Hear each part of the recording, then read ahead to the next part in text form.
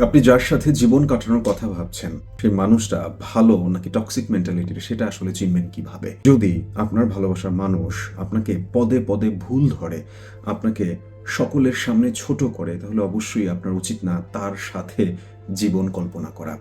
Number 2, আপনার এফোর্টকে যদি মূল্যায়ন না করে, সেটা ছোট হোক কিংবা বড় হোক, আপনার আসলে ভাবা উচিত আপনি কার পেছনে আপনার মূল্যবান সময় নষ্ট করছেন। অ্যান্ড নাম্বার 3, আপনার ভালো-মন্দ বিবেচনা না করে, আপনার মতামতের গুরুত্ব না দিয়ে, সে যদি আপনার উপরে সবসময় নিজের মতামতকে চাপিয়ে দেয়, আপনাকে বিপদের মুখে ফেলে, তাহলে আপনার অবশ্যই উচিত ওই সম্পর্ক থেকে বের হয়ে আসা। যে আপনাকে পদে, পদে ভুল ধরে, অন্যের সামনে ছোট করে, নিজের মতামতকে চাপিয়ে দেয়, নিজের ভুলগুলোর দোষ আপনার উপরে চাপিয়ে দেয়, সেই সম্পর্কে আপনি কখনোই সুখী হতে পারবেন না।